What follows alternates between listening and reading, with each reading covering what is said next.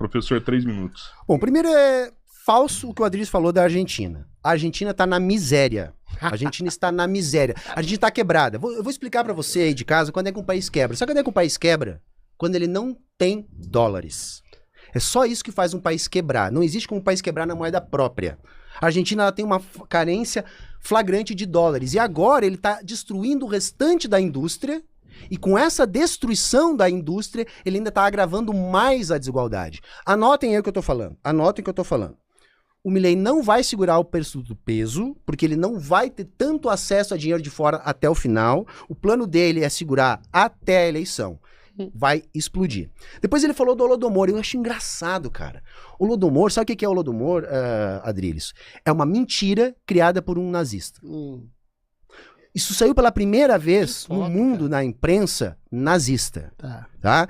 As mortes aconteceram, mas isso não foi planejado, até porque tem fome endêmica naquela região muito antes de existir a União Soviética. E outra, pessoas morreram fora da União Soviética no mesmo período. Um monte de cazaques morreram naquele período. Então, assim, é falsa a tese do Holodomor e muito pior do que ser falsa, Adriles. É uma tese nazista, tá? É bom que você saiba. Mas assim, Adriles, eu quero fazer a seguinte pergunta. Eu entendo que você, como um cara da extrema-direita, é um cara contra os movimentos sociais, né? Hoje, os nossos movimentos sociais defendem, entre outras coisas, o fim da escala 6x1. Você é contra ou a favor a manutenção da escala 6x1 de trabalho no Brasil? Olha, primeiro, o Holodomor existiu, tem fotos, tem registros, tem imagens. O Holodomor é o seguinte, o Stalin não queria dar comida para uma região de agricultores que eventualmente foram punidos porque achavam que eles eram pequeno burguês. A Argentina, a sua crítica chega a ser risível e infantil, porque a Argentina está com números econômicos ótimos, você está projetando um futuro de catástrofe. Então, enquanto você tem um presente de prosperidade baseado no futuro do ano passado que melhorou os índices socioeconômicos, a gente está vendo a Argentina prosperar graças ao liberalismo. Em relação à sua pergunta sobre movimentos sociais... 6x1, né? Oi? 6x1? 6x1. Eu sou contra. Eu sou contra a escala 6x1. Em princípio, qualquer pessoa é contra deixar um trabalhador trabalhar 6 dias da semana e um de descanso. Agora, você, num país que tem condições precárias de empreendedorismo, sobretudo num país em que tem um Estado acachapante, que arrebenta com o médio e microempreendedor, ela é, em alguma medida, necessária. O que você poderia fazer é você deixar uma livre negociação entre patrão e empregado, em que o patrão poderia dar, exatamente, uma escala de hora extra, dentro dessa escala 5x2, eventualmente poderia ter exatamente um contrato por período de trabalho. Agora, você obrigar 6x1, eu acho que é complicado. Agora, é de uma hipocrisia e de uma demagogia extrema você querer dar, como a sua ídola lá, Erika Hilton, quer dar uma escala de 4x3, porque eventualmente é muito simples, qualquer dona de casa sabe fazer essa conta matemática. Se você dá 3 dias de feriado e 4 dias, por exemplo, numa farmácia, numa loja de penduricalhos, no mercado, é evidente que esse mercado, que essa empresa, ela vai quebrar. E aí, quando você cria uma promessa falsa para as pessoas que estão trabalhando, você vai tirar o emprego dessas pessoas. Porque quem gera renda, quem gera emprego, quem gera trabalho, meu caro, não é o Estado. São os empresários, são os empreendedores. Então você tem que fazer uma parceria público-privada entre governo e empresário. Você tem que incentivar o empreendedorismo, que é o que o Milei está fazendo lá na Argentina, e não dar falsas promessas de 3 dias de descanso, entendeu? No Japão tem uma escala enorme de trabalho. Nos Estados Unidos você tem um mercado livre de competição e de negociação entre o empreendedor e o empregado. É só no Brasil que tem essa besteira do Estado querer intervir e dar algum tipo de bônus de descanso que não compete exatamente ao empreendedor suprir. Não dá, não tem demanda. O trabalhador o empregador precisa de uma demanda de trabalho, precisa de um retorno financeiro. É claro, como eu disse e repito, você tem que dar condições satisfatórias, sociais, de descanso e de bem-estar para as pessoas. Agora, você tirar a possibilidade do empresário ganhar dinheiro num país completamente injusto do Brasil, você vai tirar emprego. E é isso que a esquerda propõe. Tirar o emprego das pessoas, tirando o tempo de trabalho e fazendo com que o Estado cobre impostos escorchantes do empreendedor e fazendo com que o trabalho crie uma malha de assistidos sociais e desempregados. É essa a tática de vocês. É essa a tática dos comunistas. Fazer com que todo mundo dependa do Estado para que o Estado seja totalitário e viva da pobreza. Não, é que eu achei que a resposta era 3 minutos. Não, é 5 minutos. Eu tinha A 5 sua- agora? você tem mais 2. Quer bater mais pra bater, A sua Adriles. foi 5 também, a sua. Não, a pergunta sim, mas eu não, a resposta... Não, a Tá, sua resposta foi 3 sim, minutos eu a me confundi. Eu pergunta, pensei que era 3, por isso que eu fui acelerado. Não, 5 Resposta respostas, é cinco. e depois ele vai ter 2 pra contrapor o que você... Então posso Se não ter quiser mais continuar, 1,40? pode falar. à Eu vou vontade. ser rápido. A questão que se coloca é só pra responder a questão da cultura woke. Que bom que você não é dessa escala da esquerda de cultura woke.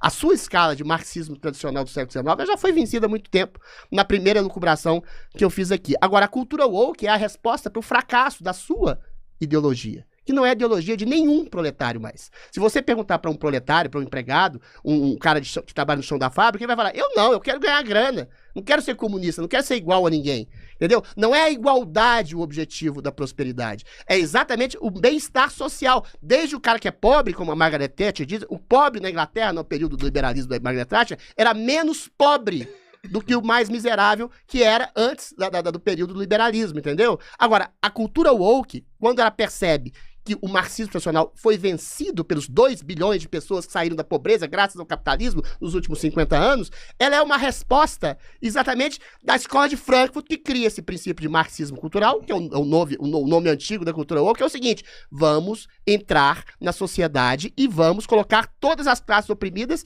e opressoras. Preto contra branco, porque teve escravidão. Homem contra mulher, porque teve um movimento feminista do século XIX, entendeu? Gay contra hétero, porque teve a emancipação dos homossexuais e movimentos gays. Uma série de movimentos étnicos, sexuais e comportamentais para criar um esgarçamento e uma divisão social, e o governo de esquerda, que só sobra sempre na política econômica, consiga reinar em nome do caos. O que é o marxismo cultural é aquele velho adágio romano reclassificado da cultura woke. Divide e reina. Vocês reinam no caos, sempre. 2 minutos pra réplica, professor. Vocês viram que ele se posicionou contra a implantação do fim da escala 6x1 no Brasil. Ele enrolou, fez todo um negócio... Ó, Peraí, Ué, mas você tá colocando palavras na minha boca. Peraí, Adriles. Vai lá. Depois, se porque você quiser, no seu tempo aí você você fala. Vai lá, contraponha. beleza. É do jogo. Então, assim, como eu tava dizendo, né, ele enrolou para dizer que não defende que se acabe com a escala 6x1 agora no Brasil, né? Assim, isso é perfeitamente possível porque o salário do trabalhador vira renda do empregador, porque isso aumenta a demanda agregada e aquilo que ele vai gastar mais com o empregado, ele ganha mais, ele pode criar escalas e isso já está sendo aplicado em vários lugares do mundo e sempre por uma atitude do Estado regulamentar isso. Depois ele falou das fotos do Holodomor. Gente, pesquisem, não tem... Olha, eu vou dizer, tem 2 fotos que talvez sejam de lá. Todas as fotos utilizadas como supostamente fotos do Holodomor são falsas. São falsas, são de outros lugares, de outros períodos, e tudo isso se baseia numa mentira de um colaboracionista nazista que sequer esteve na Ucrânia. Tá? Eu não estou dizendo que não houve a fome, eu estou negando a intencionalidade da fome que aconteceu. Segunda questão é o seguinte, primeiro o Adriles vem de novo com o espantalho, né, do Estado grande. Você é minha amiga, meu amigo que está aí nos assistindo. Você acha que o Estado brasileiro é grande? Então me responda a seguinte pergunta. Como é que está o posto de saúde aí do seu bairro? Tem médico suficiente? Como é que está a infraestrutura aí do seu bairro? A rua está esburacada? Tem capina? Tem segurança pública suficiente? O Brasil ele tem menos funcionários públicos que a média da OCDE. Ou seja, o Estado do Brasil para o pobre, ele é quase que inexistente. Sabe para quem que ele é grande no Brasil? Para o rico. O Brasil é um país babá de rico, onde o rico proporcionalmente não paga imposto e ainda tem refis, tem incentivo fiscal, tem toda uma série de coisas ajudando o empresário, enquanto que o trabalhador está sendo jogado à míngua. E aí, né, gente, Deu tempo, hein? Oi? Deu teu tempo. Deu meu tempo. Tá, né? 3 minutos, Adriles. Olha, eu vou concordar com o meu... Pergunta 3 minutos, tá, Adriles? Essa é a minha pergunta agora. Sua pergunta 3 Deixa eu minutos. só fazer 1 minuto pra considerar o que ele falou. Eu vou concordar com certa parte do que ele diz aqui. Realmente, o Estado no Brasil, ele é grande para os ricos. Os ricos, sobretudo, são quem fazem parte do Estado.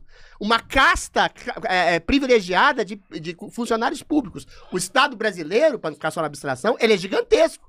Ele dobrou o número de ministérios, criou ministérios absolutamente incompetentes, como o Ministério da Igualdade Racial, que não faz rigorosamente nada por igualdade racial, sendo que o Brasil é o país mais miscigenado do mundo, menos racista do mundo, ou seja, e mais igualitário do ponto de vista racial do mundo. Agora, o que o Estado faz é gastar o dinheiro do pobre. Você tem razão. O Estado suga a grana do pobre através de impostos escorchantes, não só sobre os micro e médio empreendedores, mas sobre os pobres também, que pagam a maior parte do imposto de renda. Vocês vivem prometendo que vão pegar imposto de renda dos mais ricos, dos bilionários, e não fazem nunca isso.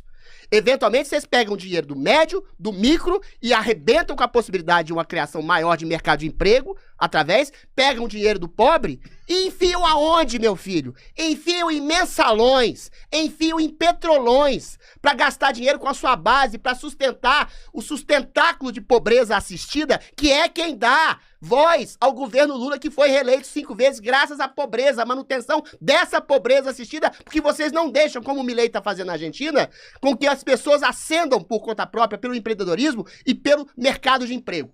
5 minutos, professor. Bom, vamos só começar terminando o que eu queria ter dito antes e não deu tempo, né? O Adriles falou em livre negociação do patrão com o empregado. Você aí, que está me assistindo, já pensou em negociar com o seu patrão? Seria algo tipo a raposa negociar, né, com as galinhas do galinheiro. É uma desproporcionalidade muito grande de força, porque se o funcionário não aceita as condições do patrão, o desemprego faz com que o patrão pegue outro funcionário e o patrão sempre vai achar um funcionário que sujeite a sua regra, justamente porque o desemprego condiciona as pessoas, então esse papo é um papo furado.